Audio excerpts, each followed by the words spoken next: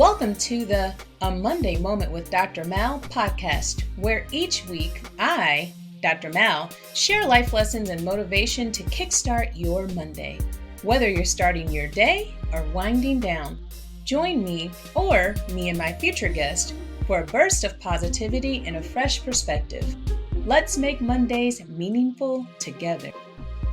Greetings and happy Monday, everyone. I'm your host, Dr. Mallory D. McCoy, and welcome to this week's episode of A Monday Moment with Dr. Mal. As always, may this broadcast bring you what you need in the present moment. May my light exude positivity and kindness, and may my love be extended to all who could use a little extra. Ashe. Let's seize the moment. Hello, everyone. Today's show was going to be titled, What School Supports Want You to Know, but I had to change it to Parents Are the Best School Supporters because the organizations I reached out to were busy supporting schools. And that's okay because I realized that I've served in this capacity and have a multidimensional vantage point to bring this series to a close, as this is number 4 of 4 different shows amplifying the voices of people in education. So by now, you know, I love me a good definition and I'm team facts over feelings. So let's get into it. When I say school supports, I'm speaking to the people that help support the school system.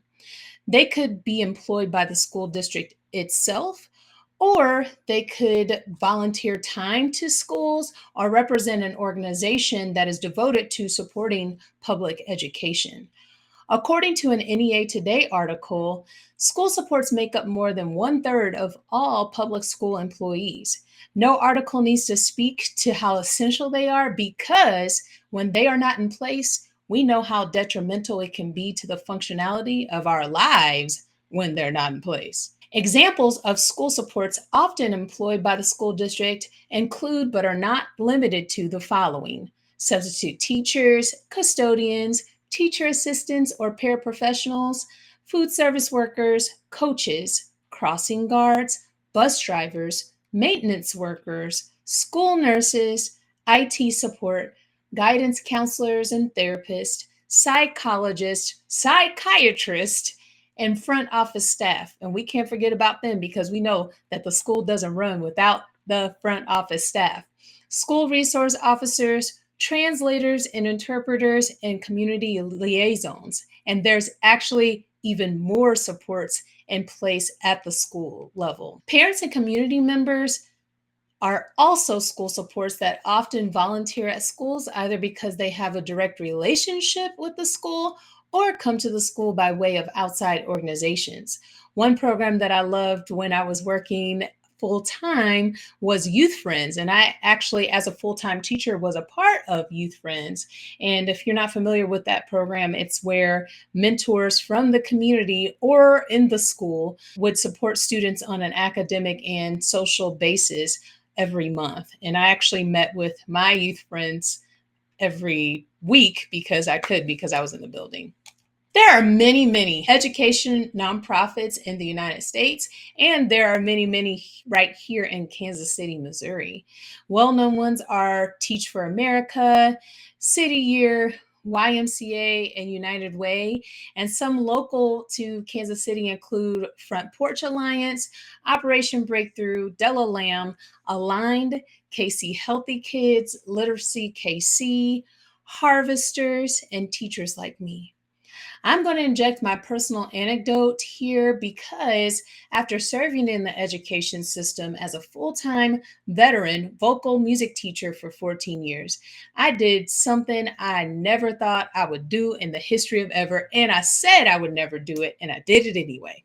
I signed up to substitute teach. This was after I quit my job in May 2022 while I was pursuing my doctorate and having to write the dissertation. I wanted to 100% focus on the dissertation, but about 4 months into my decision, I started missing kids. And so I was like, sign me up, get me out of here. And this was even after I had obtained my building level leadership certifications in Missouri and Kansas.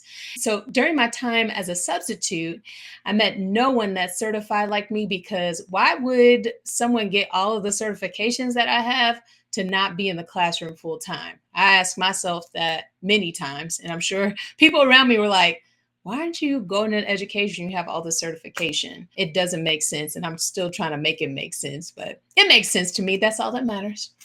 Uh, there are certainly some pros and cons to supporting the school system as a substitute teacher. The biggest perk for me was getting to see how education systems work internally, but also from the outside, because I got to be in different classrooms, meet different educators, teach different disciplines at all levels, and I got to be in different school districts. So I got to witness the similarities and the differences in the public and the charter schools. I didn't get any private school experience, but it was still cool nonetheless, and very, very enlightening. The cons for me were some pretty heavy cons, including pay. I didn't get paid to my certification level at all. I got paid what a standard sub got paid. Some schools were able to pay more than others, but it wasn't certification contingent. So I also, as a 14-year veteran teacher, had to be fingerprinted 4 different times and background checked 4 different times. And I feel like that there should be a database of something somewhere, because I also had my background checks for my notary business. And so I was like, well, can I just present those? They were like, no, we need another background check. So I had to pay for all of these background checks and all these fingerprints. And so just having a better system to be able to navigate through that, I thought was kind of crazy. The hurdles that I had to jump over to substitute teach after teaching full time for 14 years in a classroom.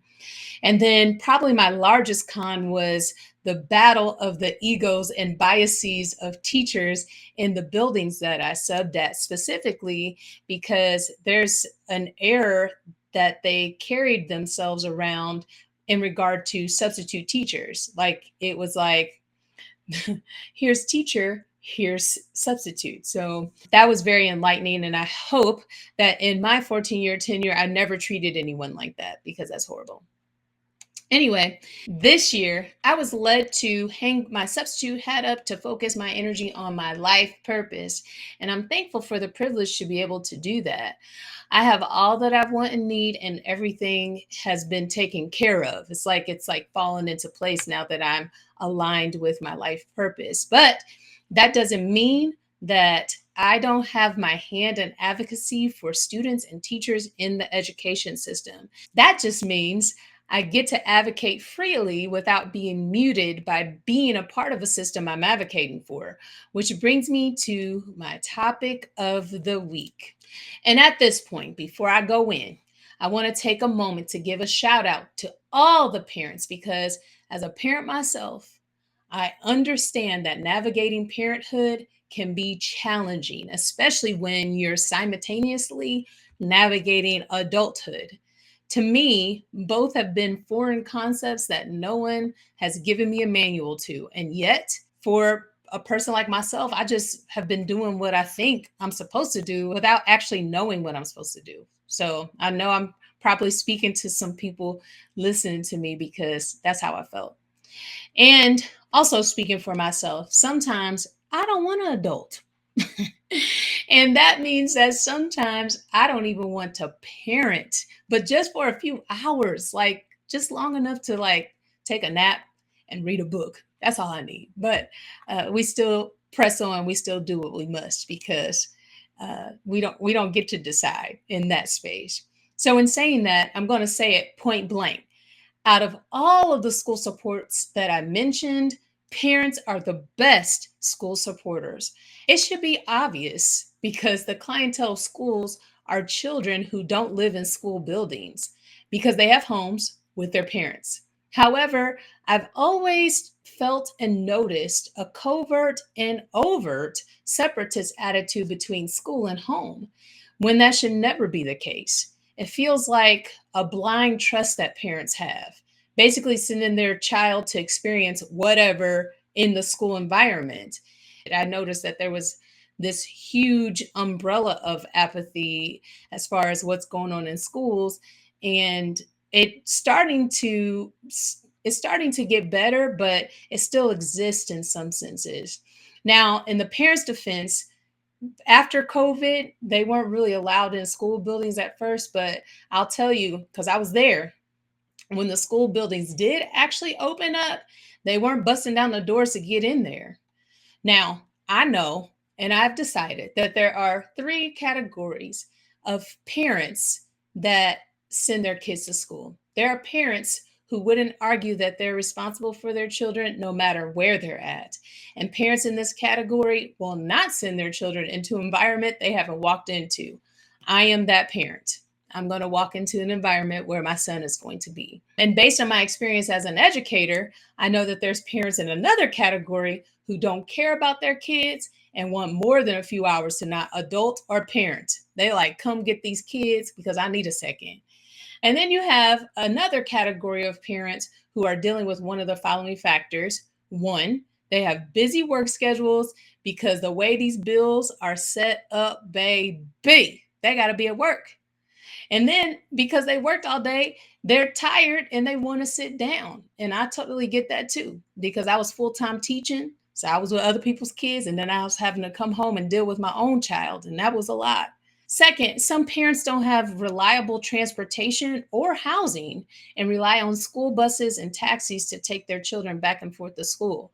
I have not experienced this firsthand, but as a teacher, I've certainly experienced my students being unhoused and having to be transported via taxi, or their only way to get home or the only way to get to school is on the bus. And if they miss the bus for that day, then they ain't coming to school. Right? Another factor, you have parents with language barriers and they simply just feel uncomfortable, or they really can't communicate with any adult at the school, and they have to rely on their child to translate a lot of the time. One factor that we don't actually talk about, but is a huge factor with a parent in this category, is that the parent's own school trauma will not allow them to even walk into a school building. They had such a horrible time in their own educational experience that they're apprehensive about going in because that brings back a flood of memories. But then again, I'm like, okay, so if you know that school was like that for you, and then you send your child to school every day, how do you place that in your mind, right? Because you avoid it because of your own feelings about it, but then you send your child in there. So along with that, I know that parents have felt intimidated and they felt judged by the school personnel, but some parents warrant it. Like, if you walk into the school in your pajamas and your bonnet and your house shoes, and you walk to your child's classroom to get the melted gelato that he took from the freezer that morning because you want it and you want to teach him a lesson, like, probably you warranted that. Ask me how I know that actually happened.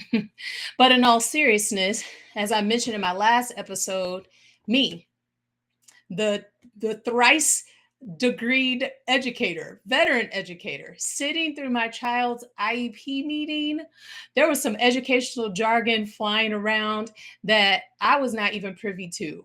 And I've had to read IEPs to implement them in my classroom. So I can only imagine a parent who sitting through the same meeting and not even knowing what to ask because the whole meeting is a question, right?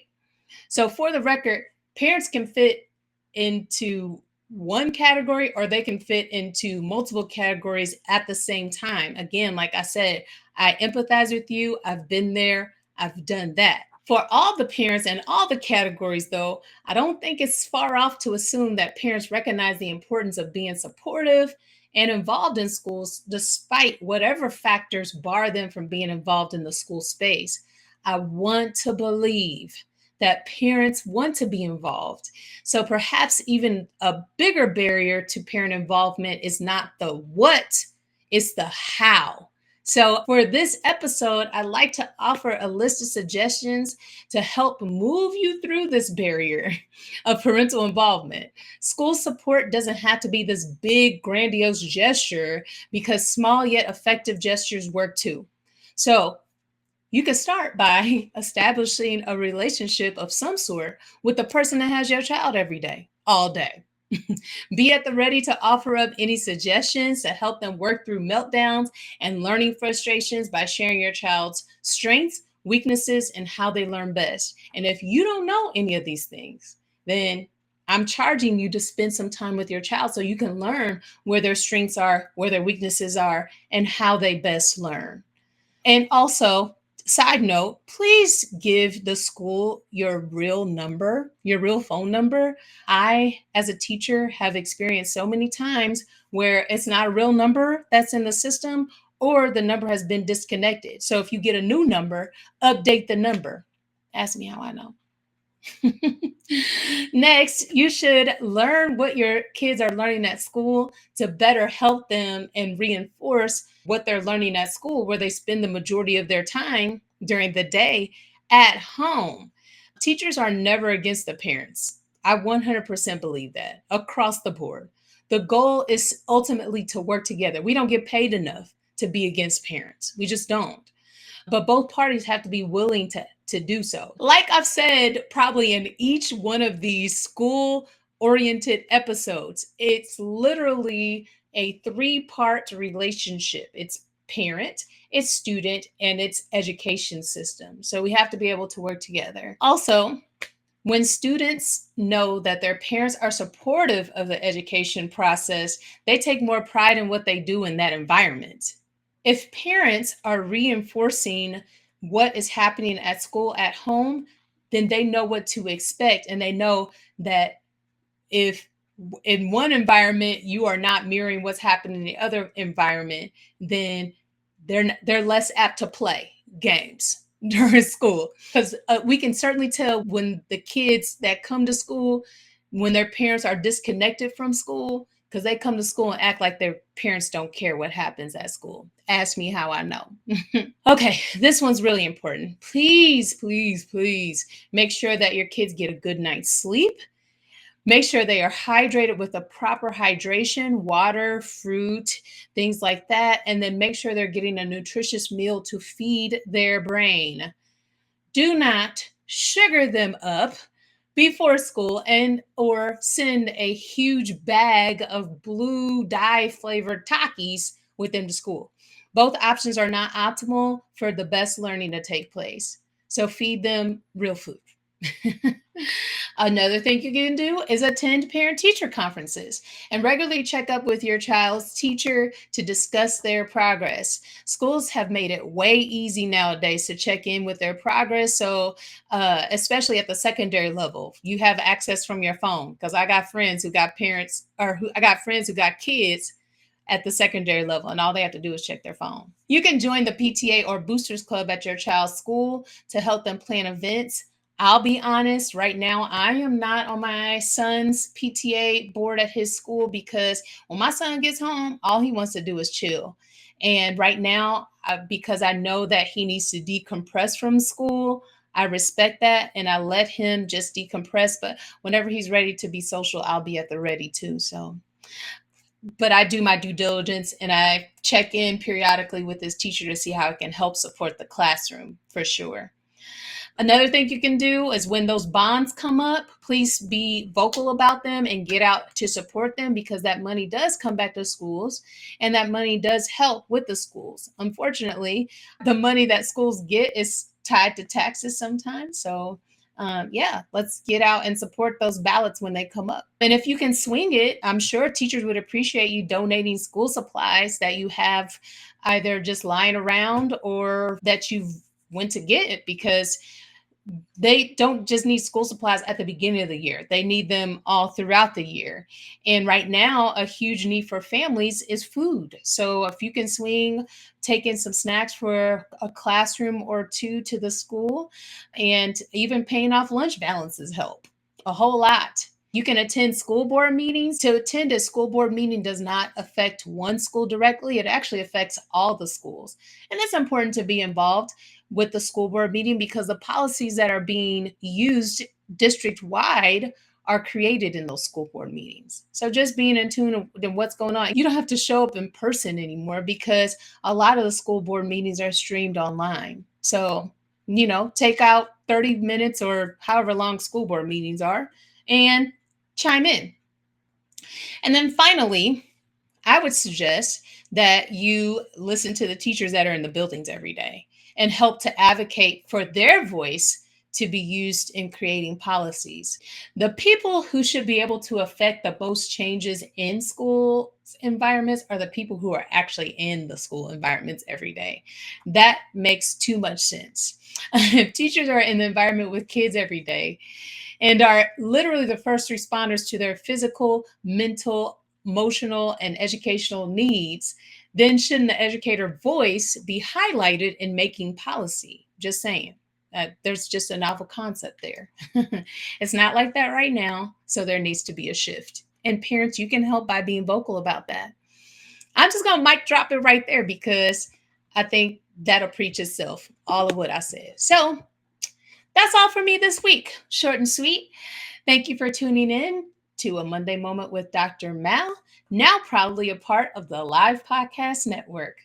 You can find this show on the Live Podcast Network website and app, or you can find this podcast streaming across your favorite podcast streaming platforms. If you love to have the visual, you can tune into my YouTube channel at whenmallorylives to see this show and catch up on all of my shows from the beginning.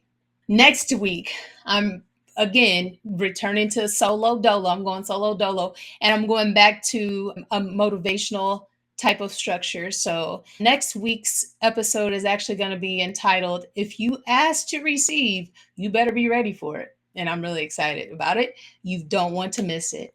Until then, love and peace to all of you. Have the best week.